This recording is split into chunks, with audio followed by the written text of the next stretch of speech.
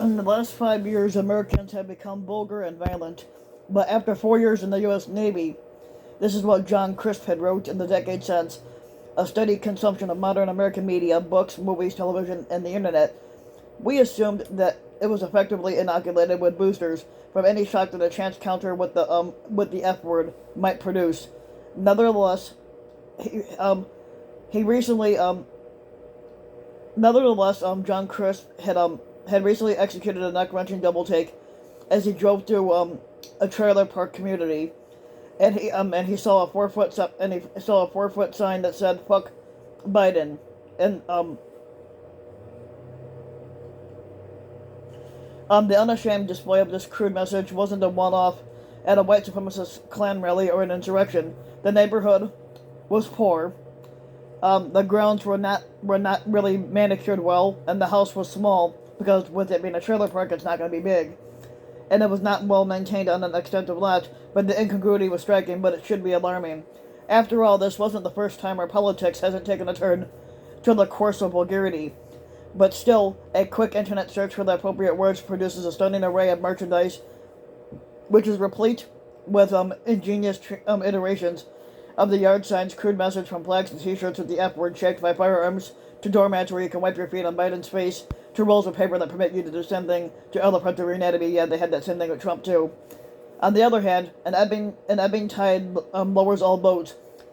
You substitute the word Trump provided in your search, and you'll discover the same creative collection of crude merchandise with the opposite message. And then there's Robert De Niro's infamous "fuck Trump" speech, which I actually loved at the 2018 Tony Awards. Now, is this considered amusing or alarming, or is this just sticks and stones reflecting a nation in a cranky mood, or is it something more insidious?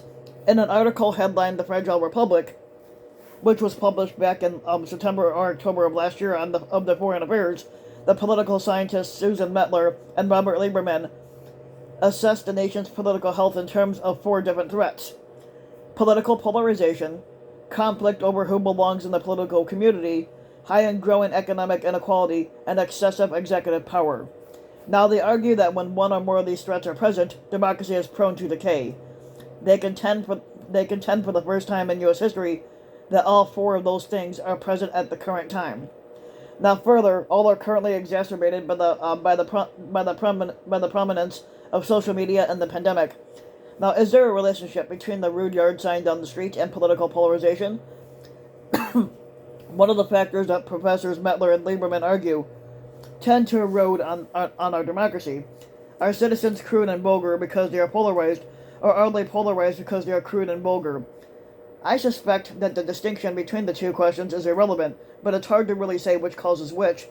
But the result is a self-perpetuating downward spiral into a hardened tribal position that make negotiation, compromise, and even dialogue impossible. The opposition becomes so demonized that any means to defeat it, even anti-democratic means, are justified. And the body politic can become so polarized that conflict becomes the point. It becomes fighting, just for the sake of fighting. Last week in Ohio, J.R.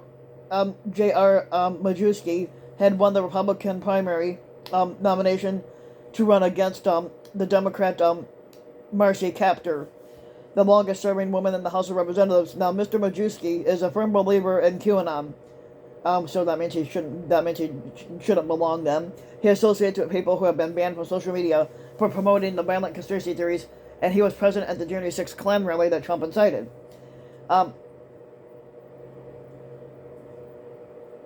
Majewski caught former squatter Donald Trump's attention when he painted his lawn to resemble a Trump re-election banner, and Trump did not endorse him, but he voiced his public support in telling these terms, "He's a great guy," which I'm pretty sure he's not, and he's in there fighting for whatever the hell he's fighting for.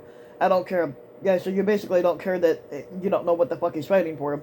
In other words, it's not about policy or governance, it's about fighting.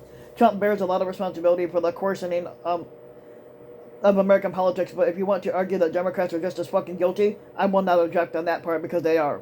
Now, human nature being what it is, neither side is likely to stop on its own. So, thus, our republic drifts on dangerous seas. As Mettler and Lieberman conclude, this situation is fucking dire.